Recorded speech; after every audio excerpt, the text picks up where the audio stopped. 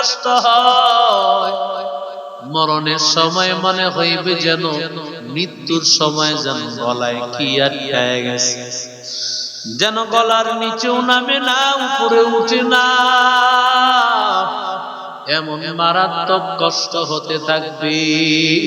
ও আল্লাহর বান্দারা, এমন সময় বান্দা ডাকতে থাকবে, কে আছো আমাকে বাঁচাও। আল্লাহ তাআলার বান্দা মরণের সময় এত কঠিন, মরণের এই কঠিন অবস্থায় এমন সময় বাবায় ডাক দিয়া বলবে, আমার বড় কষ্ট হয়। এই কষ্টের হালত শুনিয়া এবার সন্তান, একজন ডাক্তার সন্তান আসিয়া বলবে, ও বাবা, মরণের সময় তোমার তো মারাত্মক কষ্ট হইতেছে, কি উপকার করতে পারি বাবা? বাবায় ডাক দিয়া বলে, ওরে সন্তান, আমার গলায় কি আটকায় গেছে রে সন্তান? পারমানি গলায় আটকানো বস্তুটা সরায় দিতে। ওরে আল্লাহর বান্দা ও যুবক, এবার সন্তান ডাক দিয়া বলে, ও বাবা, আমি তো তোমার গলায় আটকানো বস্তুটা সরায় দিতে পারবো না। বার মেয়েটা আসছে, মেয়েটা বড় বুকি, মেয়ে আসিয়া বলবে, ও বাবা, মরণের সময় তোমার বড় কষ্ট হয়, বাবা তোমারে কি সাহায্য করতে পারি?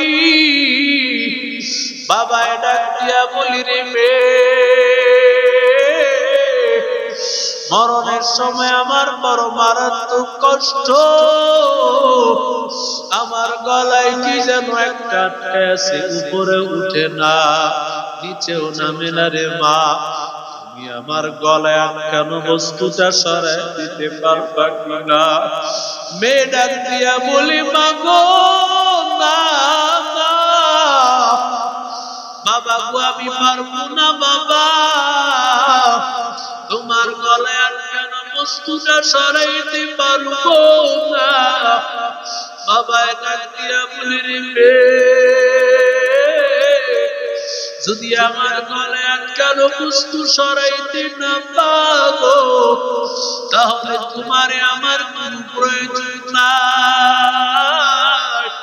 ও আল্লাহর বান্দা, এবার মাদ্রাসার এক ছাত্র, কোরআনওয়ালা এক ছাত্র, এই ছাত্র আসিয়া এবার আল্লাহর বান্দার এই ছাত্রটা মাদ্রাসায় পড়তো, ছেলেটা মাদ্রাসায় পড়তো, ছেলেটা আসিয়া বলে, ও আব্বু, তোমার মরণের সময় আমি তোমারে কিভাবে সাহায্য করব? আমার কাছে কিছুই নাই রে বাবা।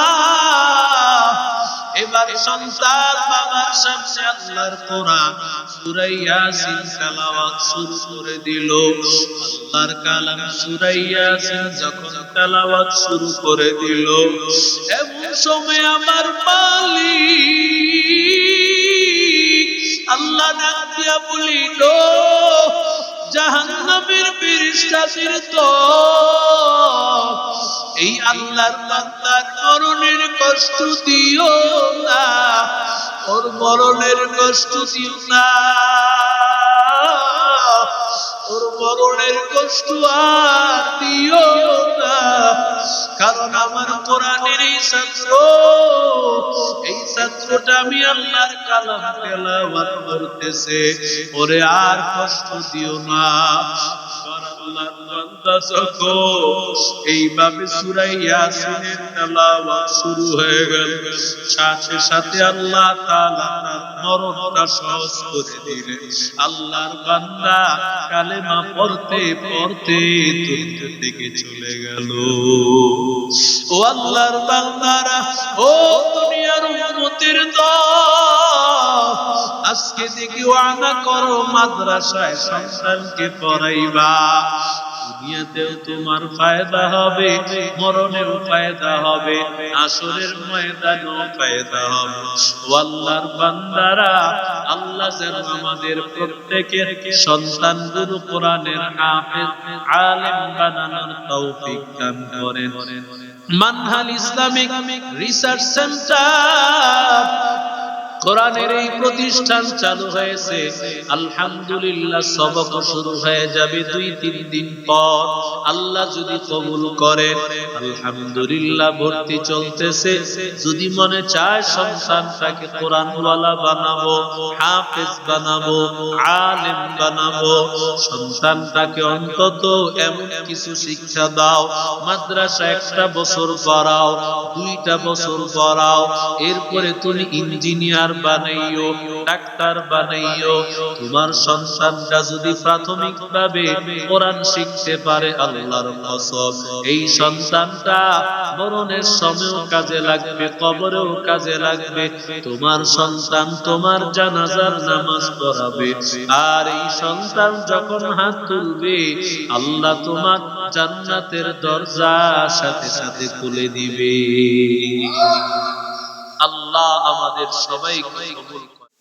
3 কিলোমিটার দূরে মসজিদ হেরেম শরীফ, এত দূর পর্যন্ত বলেন চাঁদপুর মসজিদ এত দূরে, এত দূর পর্যন্ত শুধুমাত্র মানুষ আর মানুষ।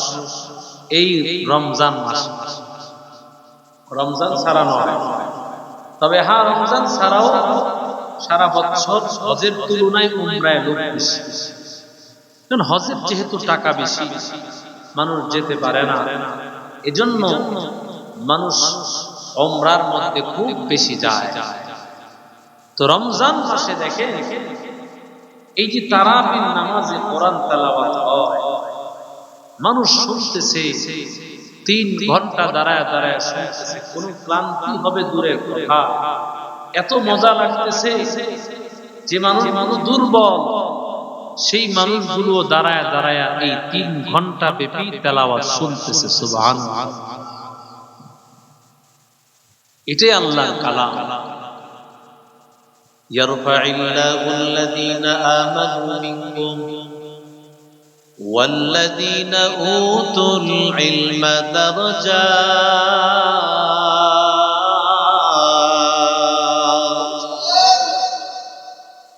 আল্লাহ বলেন, আমি আল্লাহ মুমিনদের মর্যাদা বাড়িয়ে দিয়েছি। আর মুমিনদের মধ্যে আল্লাহ তাআলা আমি যাদেরকে ইলম দান করেছি, ইলমওয়ালা মানুষদেরকে আমি আল্লাহ অনেক বেশি মর্যাদা বাড়িয়ে দিয়েছি। এই কথা কার? আল্লাহ বলেন নাই ডাক্তারের মর্যাদা বাড়িয়ে দিয়েছি, ইঞ্জিনিয়ারের মর্যাদা বাড়িয়ে দিয়েছি, আমি বড় উকিলের মর্যাদা বাড়িয়ে দিয়েছি, আমি বড় দুনিয়ার শিল্পপতির মর্যাদা বাড়িয়ে দিয়েছি, দুনিয়ার টাকাওয়ালার মর্যাদা বাড়িয়ে দিয়েছি, দুনিয়ার পদ মর্যাদাওয়ালার সম্মান আমি বাড়িয়ে দিয়েছি। আল্লাহ বলে না না, আমি আল্লাহর কাছে একমাত্র দাম হলো কোরআনওয়ালা, যাদের মধ্যে ইলম আছে, আমি আল্লাহ তাআলা মর্যাদা বাড়িয়ে দিয়েছি। কত মর্যাদা? বলে আল্লাহ তাআলা যত বড়, আল্লাহর ইলমের মর্যাদায় যারা আসীন হয়েছে তাদেরকেও দামি বানায় দিবি। কারণ ইলম আমার আল্লাহর গুণ। আল্লাহ যত বড়, আল্লাহর ইলমের মর্যাদাও তত বড়। আল্লাহর ইলমের সাগরের কোনো কুল কিনারা নাই। এই সাগরের সাথে যাদের সম্পর্ক হবে তারাও দামি হয়ে যাবে। আল্লাহ বলেন, আমি আল্লাহ তাআলার ইলম যাদের মধ্যে দিয়েছি, আমি আল্লাহ তাআলা তাদের মর্যাদা বাড়িয়ে দিয়েছি। কেমন আল্লাহ তাআলার কাছে পুরোটা মাঝে মধ্যে আমি আল্লাহর বান্দা, মাঝে মধ্যে কথাটা বলে থাকি, আল্লাহ তাআলা হাসরের ময়দান আমলের পাল্লাটা আল্লাহ ওজন করবেন। ونضع الموازين القسط ليوم القيامة আল্লাহ তাআলা দিয়া বলেন, ওরে উম্মতের দল, আমি আল্লাহ মিজানের পাল্লা ওজন করব, মিজানের পাল্লাটা আমি আল্লাহ ওজন করব। মিজানের পাল্লা যার নেকের আমল ভারী হবে জান্নাত, যার নেকের আমল হালকা জাহান্নামী। এক আল্লাহর বান্দার নেক আমল ওজন, গুনাহের গুনাহটাও ওজন করা হয়েছে। কথার কথা মনে করে নেক আমল আল্লাহর বান্দা 99টা, গুনাহ করেছে 100টা, নেক দরকার মাত্র কয়? জোরে করে মাত্র একটা নেক হইলে আল্লাহর বান্দা সমান সমান হলেও তো জান্নাতে চলে যাবে।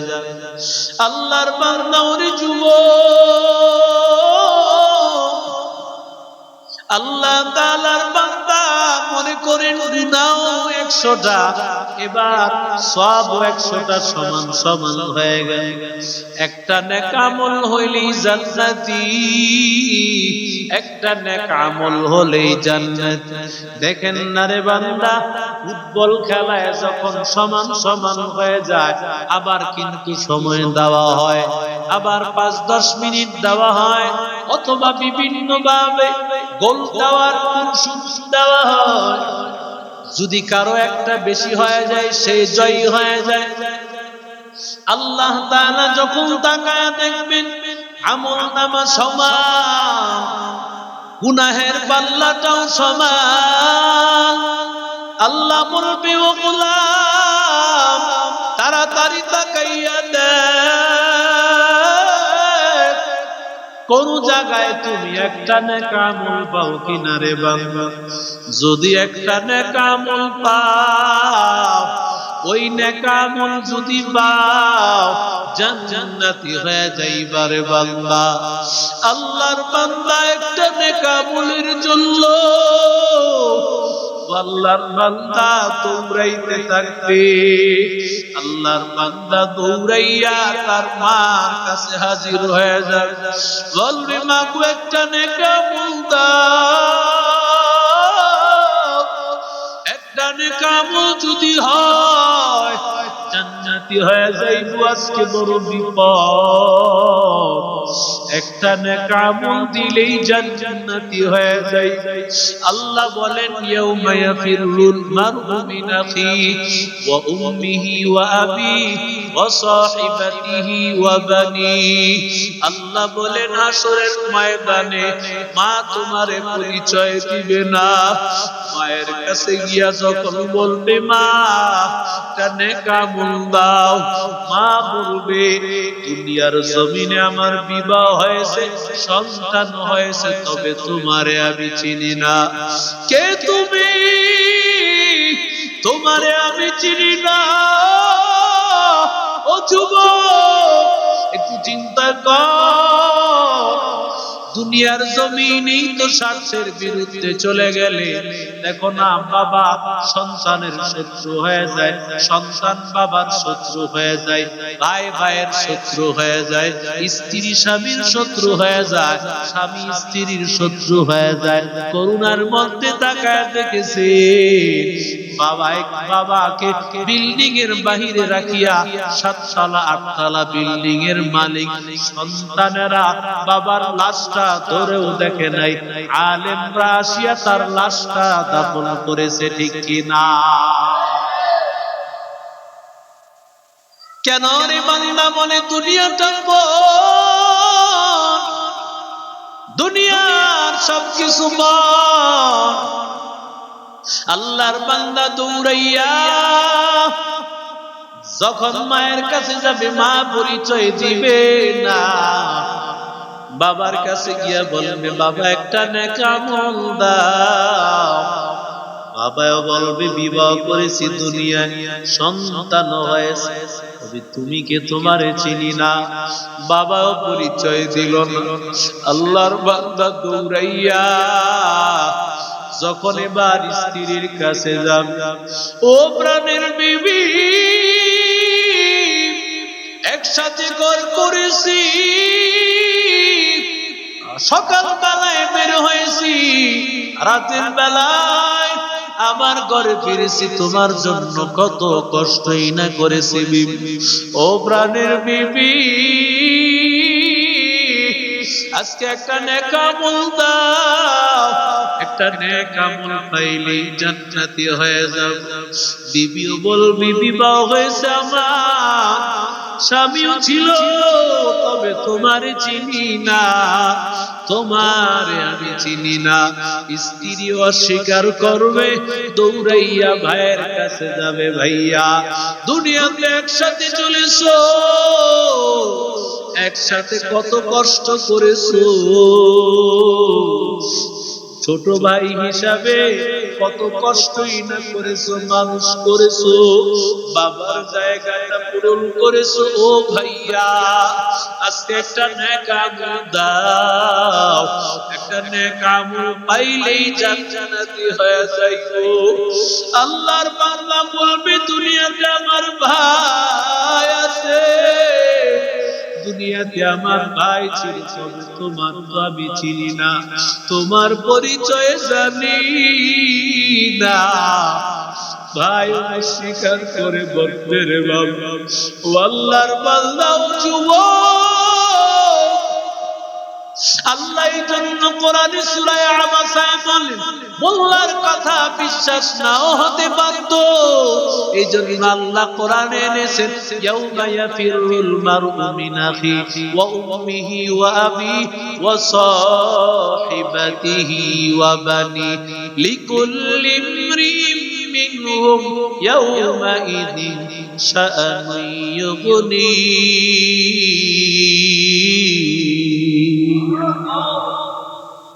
সবাই অস্বীকার করবে, সবাই বলবে না, চিনি না, চিনি।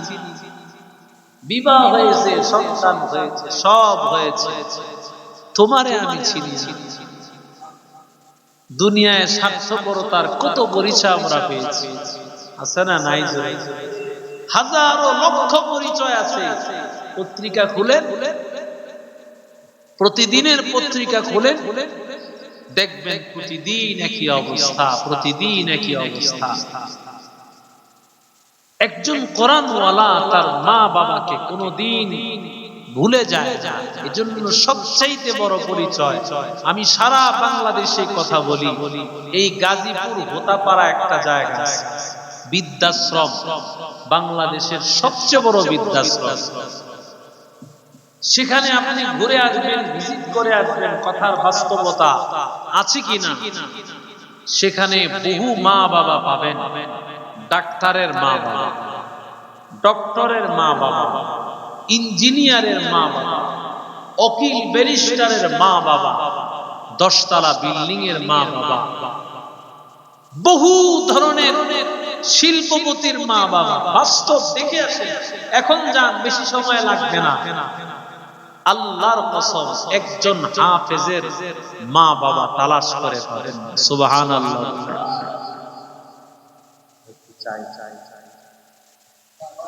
একজন হাফেজের মা বাবা তালাশ করে পাবেন,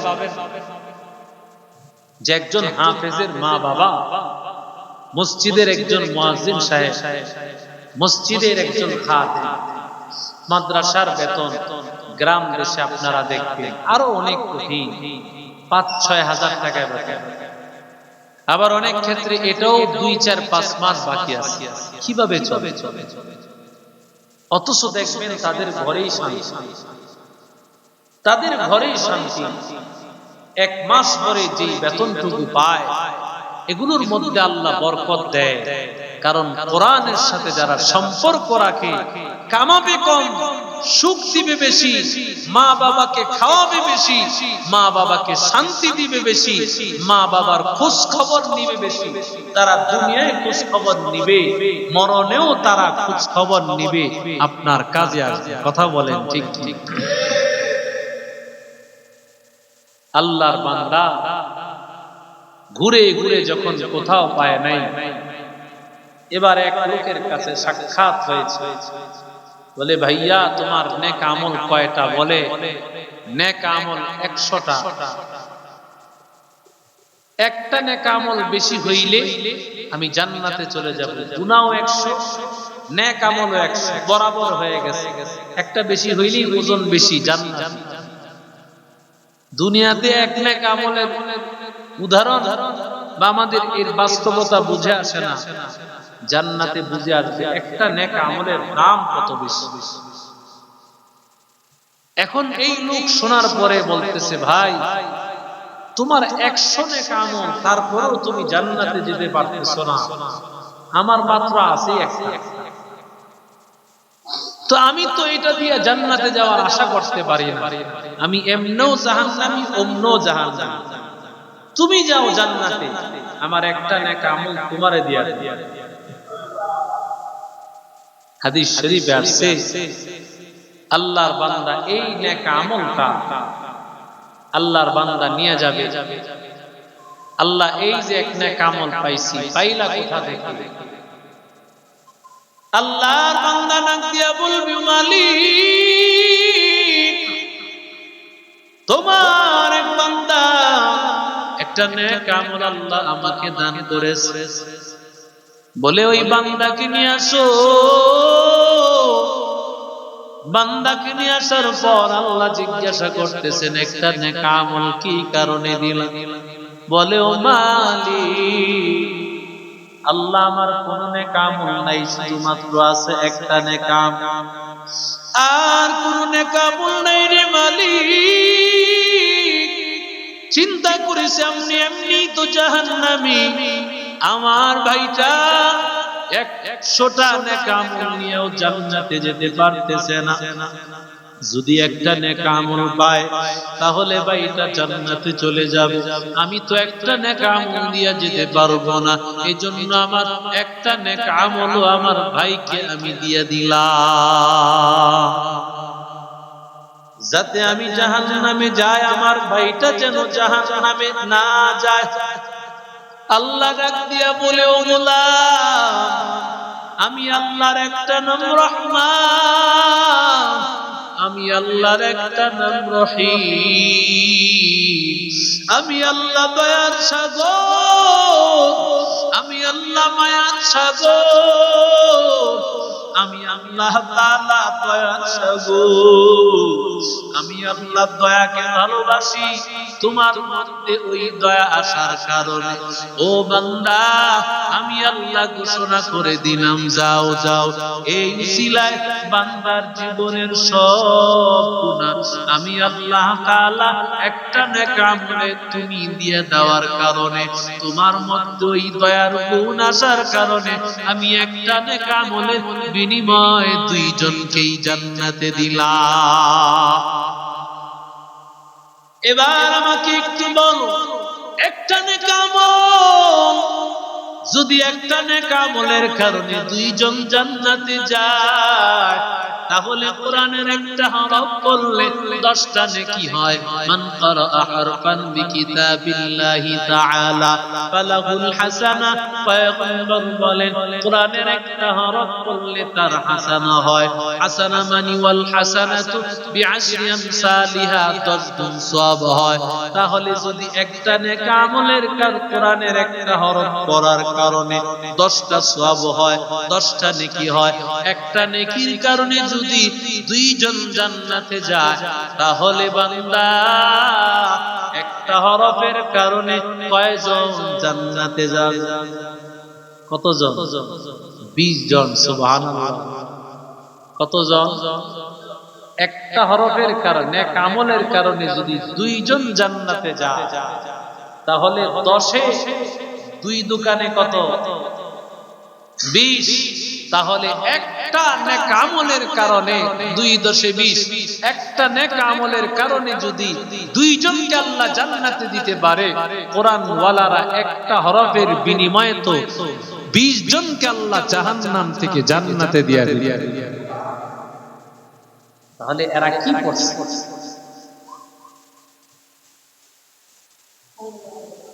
এদের করার মূল্য আল্লাহর কাছে অনেক। আমরা বুঝি না, আমরা মনে করি এই পড়ার কি দাম, এই পড়ার কি মূল্য। কোরআন যারা পড়াবেন বাজার মরণের সময় এই কোরআন কাজে আসে।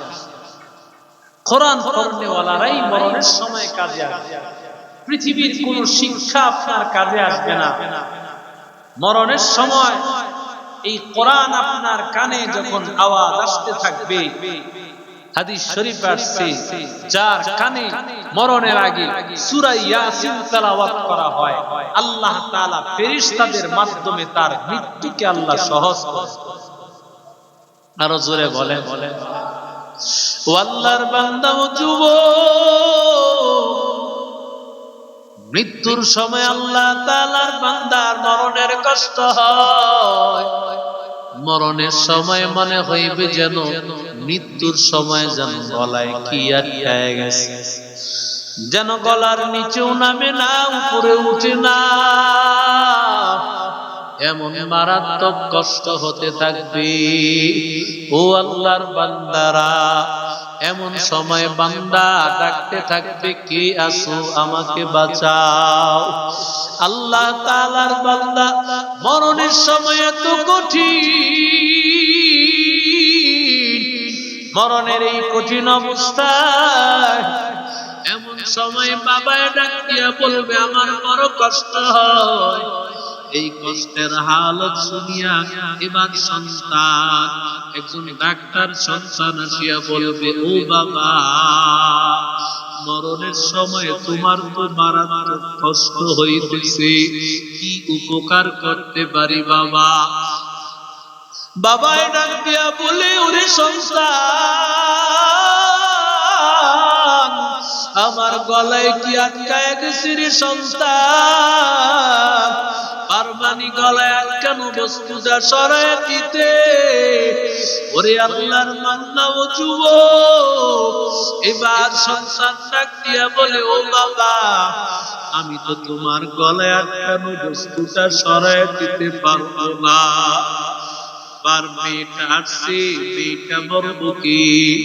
মেয়ে আসিয়া বলবে, ও বাবা, মরণের সময় তোমার বড় কষ্ট হয়, বাবা তোমারে কি সাহায্য করতে পারি? বাবা ডাক দিয়া বলি, রে মরণের সময় আমার বড় মারাত্মক কষ্ট, আমার গলায় কি যেন একটা আটকায় আছে, উপরে উঠে না, নিচেও নামে না রে মা, তুমি আমার গলায় আটকানো বস্তুটা সরায় দিতে পারবা কিনা? মেয়ে ডাক দিয়া বলি, মা গো, না বাবা গো, আমি পারবো না বাবা, তোমার গলায় আটকানো বস্তুটা সরাইতে পারবো না। বাবা ডাক দিয়া বলি, রে যদি আমার গলায় আটকানো বস্তু সরাইতে না পারো, তাহলে তোমারে আমার কোনো প্রয়োজন নাই।